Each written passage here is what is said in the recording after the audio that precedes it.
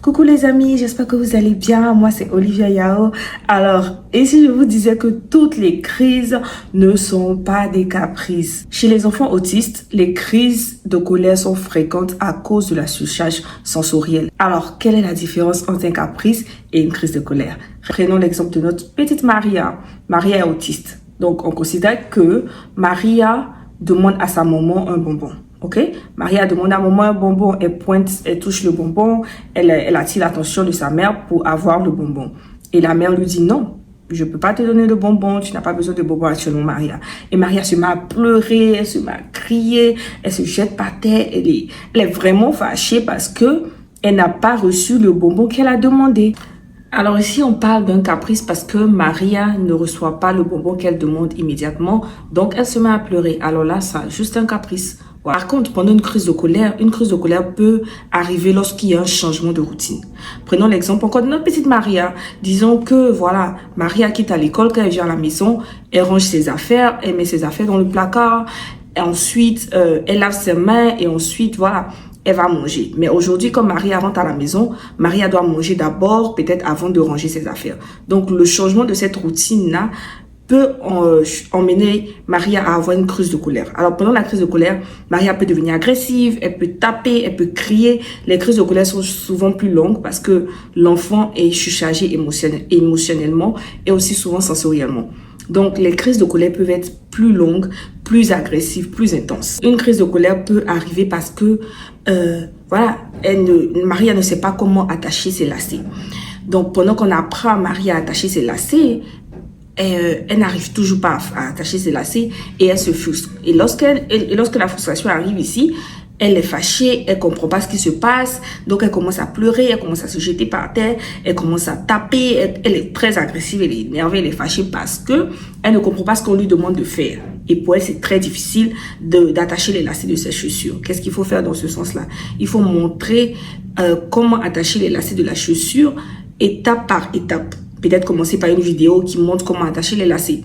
Ensuite, faire étape par étape, tout doucement, jusqu'à ce qu'elle puisse comprendre que pour attacher les lacets, on n'a pas besoin de pleurer parce que la routine a changé, on n'a pas besoin de pleurer. Les routines peuvent changer, les habitudes peuvent changer et c'est OK que les choses changent. Donc, pendant une crise de colère, il faut d'abord être calme parce que si vous êtes aussi énervé ou vous êtes fâché, vous allez être à la même fréquence d'énergie avec l'enfant. Donc l'enfant crie, vous aussi vous criez, ça peut pas marcher. Donc pendant les crises de colère, d'abord il faut rester calme.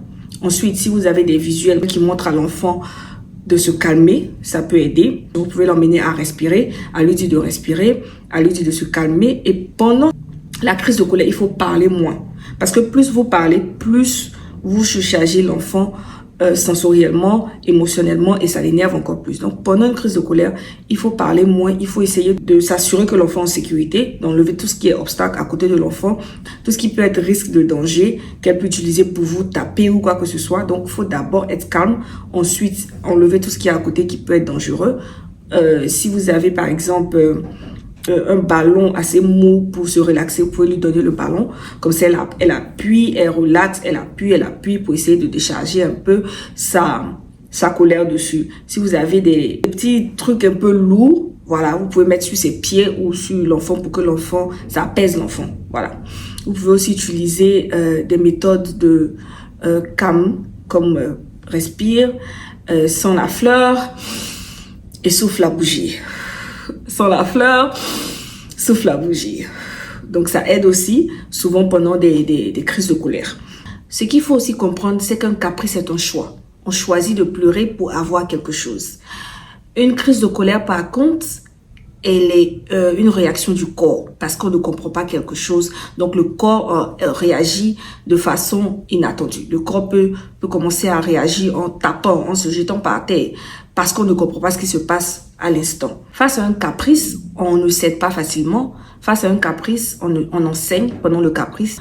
On obtient d'abord ce qu'on veut que l'enfant fasse avant de lui donner par exemple ce qu'il veut. Donc pendant le caprice, vous pouvez dire à l'enfant, calme-toi. Quand tu vas te calmer, je vais t'écouter. Ou bien quand tu vas te calmer, je vais te donner ce que tu veux. Voilà, on enseigne pendant le caprice. On apprend à l'enfant comment demander correctement et on ne cède pas immédiatement.